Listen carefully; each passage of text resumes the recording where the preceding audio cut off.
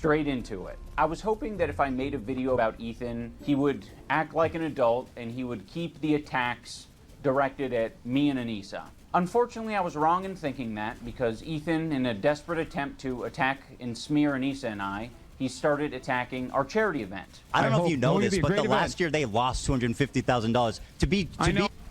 So now you're immune from criticism because of your charity event, and you're using this massive event to raise money and promote things.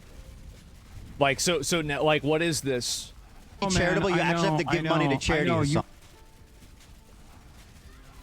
have to give money to be charity. It's like a slush fund for them. Ethan and Neela are well aware that we raised $1.3 million for charity the first year of Creator Clash. The second year we operated at a loss, and I take full responsibility for that. We did band together. The community and the fighters involved ended up raising $175,000 for charity. It's been really disheartening to see how often Ethan will attack. All right. It's been 2 minutes. Yep, we've already seen a minute. We'll watch the rest of it maybe later on. But I will say that point exactly, so Ethan was right. Well, if they did raise the money for charity, then he wouldn't be right. Isn't that correct? Yeah, and so that's it. Yeah, no, I'm not going to watch the whole thing right now. I just don't want to. But anyway, so yeah, wait, how can you operate for a loss at charity? Well, because there's two separate things. There's the break-even cost of the event, and then there's the goal for charity donations as well. And then maybe that once that goal is reached, maybe there's some other money that's distributed amongst the organizers of the event, right? That's generally how things like this work. He raised it after with a separate thing. Yeah, but it did lose money on the event. Anyway, let's go back over. We'll read a few more of these, though. Hassan Ethan Asman. It was, bro, yesterday was so fucking funny, man. Oh, my God. It was a... Oh, it was a great time. It was amazing. It really was. I did not expect it to be as good as it was. Absolute cinema? Yeah, bro. Fucking peak. And I didn't expect it to go on for 5 hours, too. That was nuts. You weren't mentioned? I was mentioned, but it was only in passing. It didn't matter. Ethan, are you sure you want to attack my character during an act? There it is.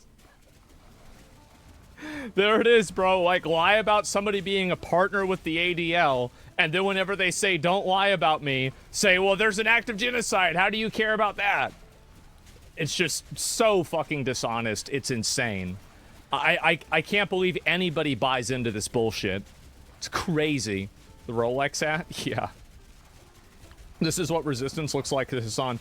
Yemeni, Houthis and STC accused of forcing Ethiopian women into sexual slavery. Wow, who would have guessed that the terrorist organization takes women and forces them into sex slavery?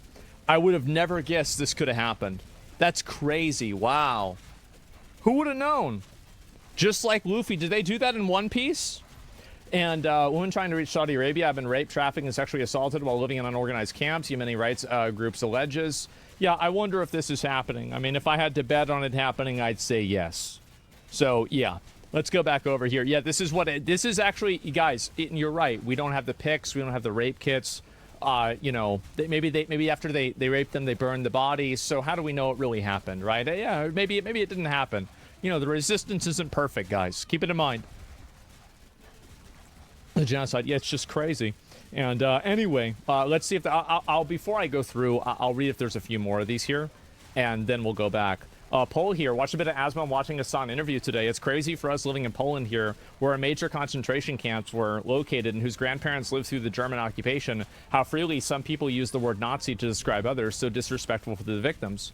Well, it's because they don't care about the victims. They don't care about you. They care about using this cause to further their own ego and to further their own goals. They never cared about you.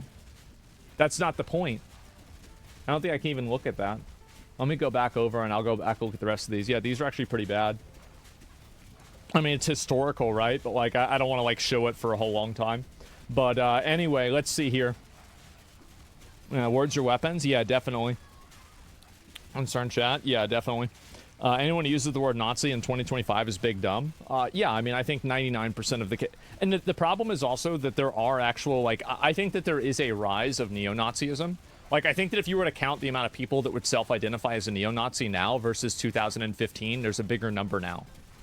Right? Like, irrespective of population gains. I do think there's more of it. But the problem is that you've cried wolf so many times, nobody's taking it seriously anymore. Really, like nobody listens to it or takes it seriously at all, and so it's common sense. Yeah, it is. But anyway, let's go back over. We'll look at a few more of these here too. And what was his point with the Anne Frank thing? That the Houthis are innocent and they should be looked at as being positive, good people. That's the reason why. Oh, let's see if there's any more of these over here. I'll see if there's maybe one or two more. Yeah, this is pretty much... yeah, I think that's... Oh, here we go. Hassan's chat. Reminder that you can, in fact...